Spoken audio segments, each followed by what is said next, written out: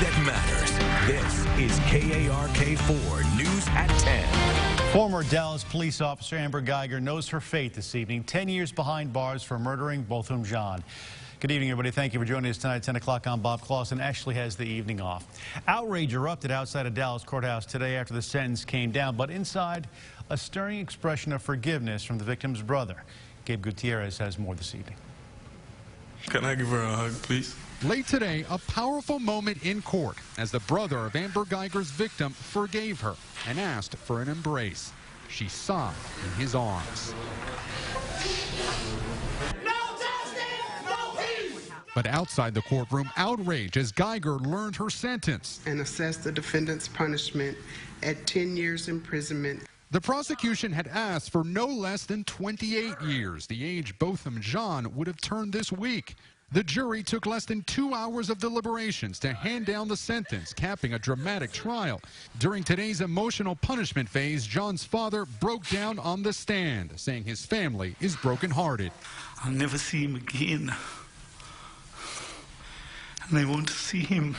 I still want to see him.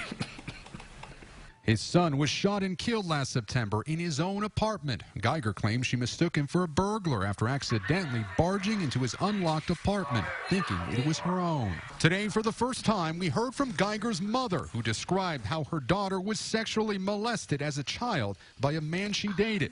Karen Geiger says her daughter was distraught after Jean's death. She wished she could take in his place. She feels very bad about it. Before the proceedings ended, the judge gave Amber Geiger her personal Bible and told her this is where you need to start.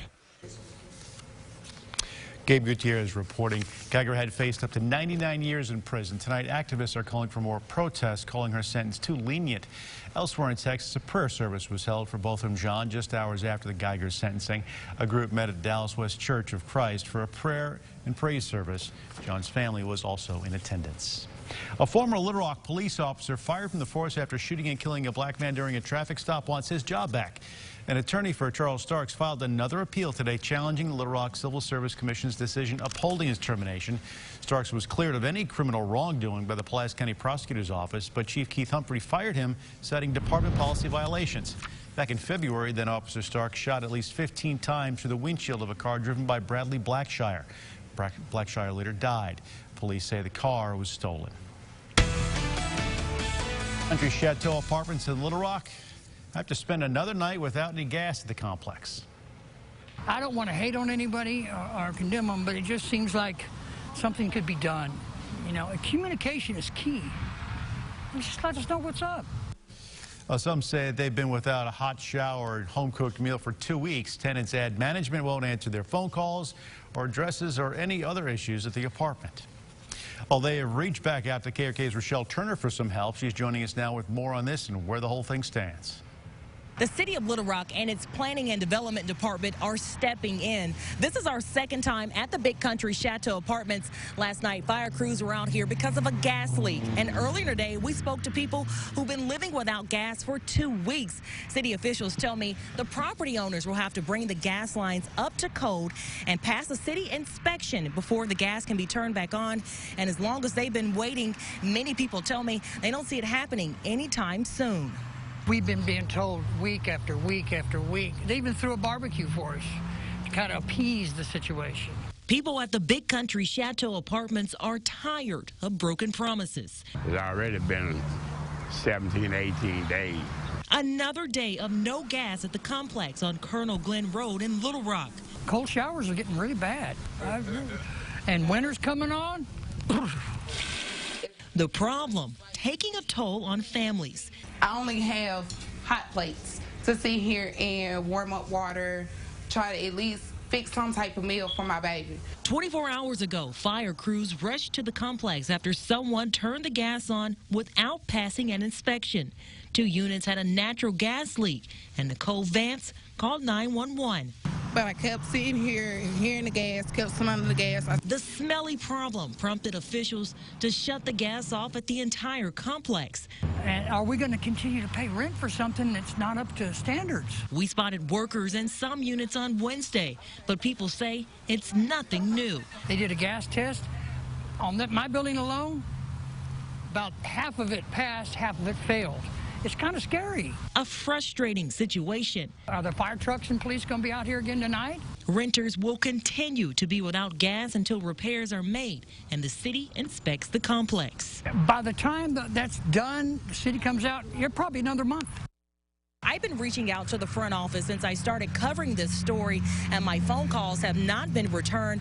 On top of having no gas at the entire complex tonight, many renters tell me they're also dealing with issues with mold, bed bugs, and leaky pipes. Tomorrow, the Arkansas Renters United and tenants will be out here protesting at 3 o'clock. We've all heard it before. Arkansas has some of the worst laws when it comes to renters and property owners. Back to you. All right, Rochelle, thanks very much. Little Rock police need your help finding a missing woman tonight. 39-year-old Larissa Chin was last seen on Baptist Health Drive last Friday.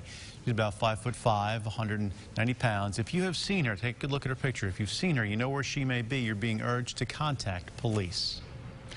Well, you hear about it all the time. Dogs getting dumped on the side of the road. Today, a Conway woman saw this happen, and the whole thing was captured by security cameras. Our Haley Brooks joining us now with more on this. And Haley, what did she see? What did she do next? Brandon McClendon, was a woman who saw it happen, brought the pup, who she believed to be just a few months old, into the backyard to play. Then she started posting his picture all over social media. Now here is that video. You can see this red car speeding off and a dog running after it. Here you can see it again. There's a dog running. McClendon said the dog did not have a collar or microchip, so all they can do is look for someone who may want to adopt him. I think I said out loud, did that dog just get dumped? So yeah, definitely shock. Couldn't believe that it happened, just really right in front of me. The goal is to find a loving family for this fur baby. Now, Arkansas law reads if you are found guilty of abandoning an animal, you can get a fine up to $1,000, up to a year in jail, community service, and a psychological evaluation. Of course, the second offense is a lot more severe. Bob, back to you. All right, Haley, thanks very much.